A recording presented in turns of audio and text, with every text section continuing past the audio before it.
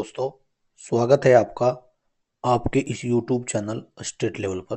दोस्तों, आज 27 फरवरी 2025 की करंट अफेयर हम देखेंगे। साथ साथ आज 2016, 17, 18 इन 3 साल में चलाई गई केंद्र सरकार की योजनाएं को हम देखेंगे। उससे पहले प्रतिदिन की बातें देखते हैं। आज का सकारात्मक विचार: बिना किसी अफसोस के अपने अतीत का सामना करो, पूरे आत्मविश्वास के साथ अपने वर्तमान को संभालो। जी, रामकृष्णन परमहंस जी का ये कथन है। वे कहते हैं कि जो बीत गया, अर्थात जब हम तैयारी करते हैं, हम अफसोस में रहते हैं कि हमसे ये गलती हो गई, वो गलती हो गई। तो दोस्तों, उस बात का एक ही समाधान है कि जो समय बीत गया, आप उसको लेकर मत पछताइए, आप वर्तमान को बेहतर करें, क्योंकि जो आपका भविष्य है वर्तमान की मेहनत पर टिका हुआ है। इसलिए दोस्तों, वर्तमान को बेहतर बनाने का प्रयास कीजिए। अगर आप वर्तमान में मेहनत करते हैं तो आपको भविष्य, उज्जवल भविष्य आपका होगा। दोस्तों, इसी सकारात्मक विचार के साथ अपने आप को वर्तमान में जीवित रखिए। जीवित से मेरा मतलब वर्तमान में कड़ी मेहनत कीजिए ताकि आपका भविष्य उज्जवल हो सके। चलिए शुरुआत करते हैं आज की करंट अफेयर की। दोस्तों, पहला प्रश्न देखते हैं, विश्व एनजीओ दिवस कब मनाते हैं? आज ही के दिन 27 फरवरी विश्व एनजीओ दिवस हम मनाते हैं। क्वेश्चन नंबर पहला था दोस्तों, विश्व एनजीओ दिवस 27 फरवरी को मनाते हैं। ये गैर सरकारी संगठन माना जाता है। इसके द्वारा बहुत से एनजीओ देश में चले हुए हैं। तो विश्व एनजीओ दिवस 27 फरवरी को मनाते हैं। क्वेश्चन नंबर 2 देखते हैं, अपनी राजधानी दिल्ली, अभी दिल्ली में मुख्यमंत्री पद के लिए चुनाव भी हुए थे। तो अभी विजेंद्र गुप्ता को दिल्ली विधानसभा के अध्यक्ष बनाए गए हैं। ये हमारी राजधानी है, इसलिए हमारे लिए खास हो जाता है। 20 फरवरी 2025 को उनको हाल ही में चुना गया, विजेंद्र गुप्ता को दिल्ली विधानसभा का अध्यक्ष। चलिए क्वेश्चन नंबर 3 देखते हैं, सरस आजीविका मेला 2025 भारत की समृद्ध ग्रामीण कला, शिल्प और संस्कृति का प्रदर्शन हो रहा है इसके दौरान, और ये उत्तर प्रदेश के नोएडा जिले में हो रहा है। दोस्तों, ये भी बात आपको याद रखनी है। चलिए क्वेश्चन नंबर 4 देख लेते हैं, महाराष्ट्र में बनाया जाएगा पहला अंडर वाटर संग्रहालय। ये थोड़ा इंपॉर्टेंट प्रश्न हो जाता है और आज का मोस्ट इंपॉर्टेंट प्रश्न। दोस्तों, महाराष्ट्र में बनाया जाएगा भारत का पहला अंडर वाटर संग्रहालय और कृत्रिम रीफ अर्थात कृत्रिम चट्टान। जी हाँ, आईएनएस गुलदार जो कि सेवा मुक्त हो गया है, उसको पानी के नीचे डुबाया जाएगा और उसी के अंदर कृत्रिम चट्टान और अंडर वाटर संग्रहालय यानी अंडर वाटर म्यूजियम बनाया जाएगा। समुद्री पर्यटन को बढ़ावा देने के लिए कार्य किया गया है और दोस्तों महाराष्ट्र में ये बनाया जाएगा। इसलिए क्वेश्चन थोड़ा खास हो जाता है हमारे लिए। पूछा जा सकता है कि किसके अंतर्गत बनाया जाएगा, तो आईएनएस गुलदार उसके अंदर बनाया जाएगा।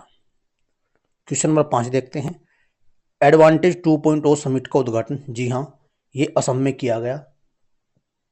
प्रधानमंत्री मोदी जी ने असम में गुवाहाटी में इसका उद्घाटन किया।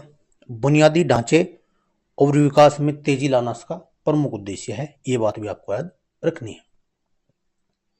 चलिए क्वेश्चन नंबर 6 देखते हैं, हेरात पोस्टे आप जानते हैं, हेरात पर्व। दोस्तों, कश्मीर पंडितों का सबसे बड़ा पर्व है हेरात पोस्टे।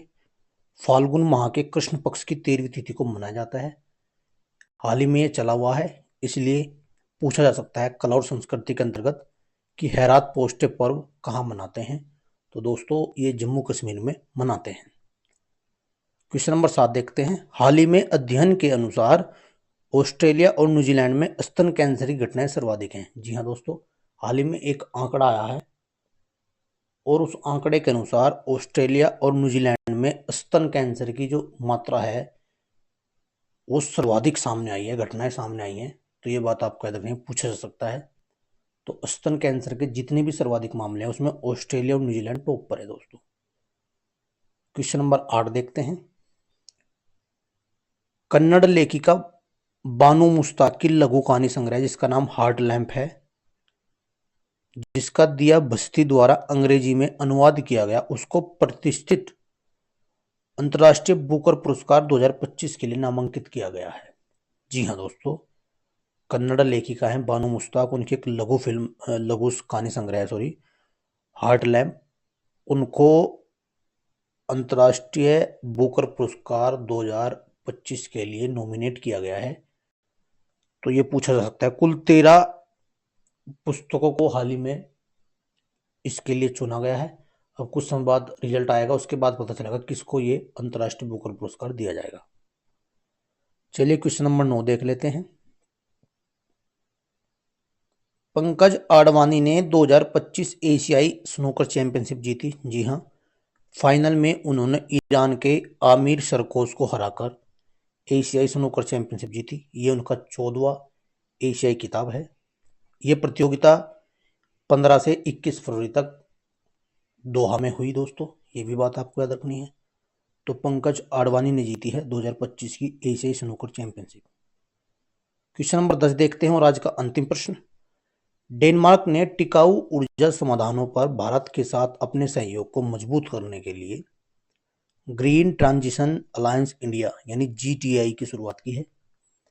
तो पूछा जा सकता है जीटीआई किसके साथ मिलकर इसकी शुरुआत हुई है।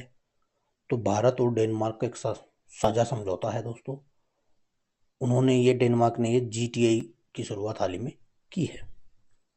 दोस्तों ये थे आज के 10 प्रश्न, और प्रतिदिन की बात ही मैं आपसे पूछता हूँ 2 क्वेश्चन रिवीजन के तौर पर। तो पहला प्रश्न आप मुझे बताएंगे, खजुराहो नृत्य महोत्सव का आयोजन कहाँ होता है। क्वेश्चन नंबर 1 ये बताना है आपको। दूसरा आपको बताना है किसने हाल ही में आईएसएल का खिताब दूसरी बार जीता है। किसने आईएसएल का खिताब दूसरी बार जीता है, ये क्वेश्चन भी आपको बताना है। दोनों क्वेश्चनों के जवाब आपको कमेंट करके बताने हैं। तो दोस्तों अब देखते हैं रिवीजन के प्रश्न। और रिवीजन में कल मैंने 2015 तक की योजना कराई थी, आज देखते हैं उससे आगे की योजनाएं। प्रधानमंत्री फसल बीमा योजना 13 जनवरी 2016 को चली थी। स्टार्टअप इंडिया ये 16 जनवरी 2016। Shyama Prasad Mukherjee national urban mission ये 21 फरवरी 2016 को। सेतु भारतम योजना 4 मार्च 2016। स्टैंड अप इंडिया 5 अप्रैल 2016 को चली थी। ग्रामोदय से भारत उदय 14 से 24 अप्रैल 2016 को चली थी। प्रधानमंत्री उज्ज्वला योजना ये थोड़ी महत्वपूर्ण है, मुफ्त इसमें गैस सिलेंडर दिए गए थे, 1 मई 2016। नमामि गंगे 7 जुलाई 2016 को चली थी। प्रधानमंत्री ग्रामीण डिजिटल साक्षरता ये 8 फरवरी 2017 को चली थी दोस्तों। उड़ान 27 अप्रैल 2017। संपदा जिसे कृषि प्रसंस्करण उद्योग पर केंद्रित थी, 3 मई 2017 को चलाई गई थी। प्रधानमंत्री वयम वंदना योजना 4 मई 2017। मातृत्व लाभ कार्यक्रम 17 मई 2017। जिज्ञासा 6 जुलाई ये 2017 को चली थी। शादी सगुन योजना 8 अगस्त 2017 को चली दोस्तों। स्वस्थ बच्चे स्वस्थ भारत 22 अगस्त 2017 को चलाई गई थी। सौभाग्य योजना ये 25 दिसंबर 2017 को। गरीबी भारत छोड़ो अभियान ये 11 अक्टूबर 2017 को चली थी। संपूर्ण बीमा ग्राम योजना ये 13 अक्टूबर 2017 को चलाई गई। जीरो हंगर कार्यक्रम ये बड़ा खास है, गोरखपुर थाने कोरापुट 2030 तक भूख को समाप्त करने की पायलट योजना है दोस्तों, ये आपकी 16 अक्टूबर 2017 को चलाई गई। आगे देखते हैं, भारतमाला परियोजना 24 अक्टूबर 2016। एक धरोहर गोद लो योजना 25 अक्टूबर 2017। राष्ट्रीय कृषि विकास योजना रफ्तार जिसे बोलते हैं 1 नवंबर 2017 को चली। दीनदयाल स्पर्श योजना ये 3 नवंबर 2017 को चलाई गई। भारत नेट जिसका चरण दूसरा है ये 13 नवंबर 2017 को चलाई गई। सुरक्षित शहर योजना 22 नवंबर 2017। समग्र शिक्षा अभियान 1 अप्रैल 2018। वन धन योजना ये 14 अप्रैल 2018 में चली। सेवा भोज योजना ये 1 जून 2018 को चलाई गई दोस्तों। पीएम आशा 12 सितंबर 2018 को चली। आयुष्मान भारत प्रधानमंत्री जन आरोग्य योजना मोस्ट इंपोर्टेंट हो जाती है 25 सितंबर 2018 को। सुरक्षित मातृत्व आश्वासन सुमन योजना 10 अक्टूबर 2018 को चलाई गई। पीएम किसान 1 दिसंबर 2018। तो दोस्तों आज थी 16, 17 और 18। कल इसी क्रम में हम देखेंगे 19, 20 और 21 में चलाई गई कुछ योजनाएं। उसके बाद मैं राज्य स्तर की योजनाएं लूंगा। आपके एग्जाम में सीधी सीधी एक योजनाएं पूछी जाती है कि कब चली, किस ईयर चली, किस साल उसको चलाया गया। इसलिए दोस्तों योजनाओं पर भी अपना थोड़ा ध्यान रखिए और ऐसे ही प्रतिदिन की बातें जुड़े रहिए इस चैनल के साथ, ताकि आप कम समय में महत्वपूर्ण 10 से 11 प्रश्न जान पाएं और पिछला रिवीजन कर पाएं। तो दोस्तों इसी के साथ आज की बस वीडियो में इतना ही। देखते रहिए, पढ़ते रहिए, मुस्कुराते रहिए और लगे रहिए, वर्तमान में मेहनत करते रहिए, ताकि आपका भविष्य एक उज्जवल भविष्य आपका हो। जय हिंद, जय भारत।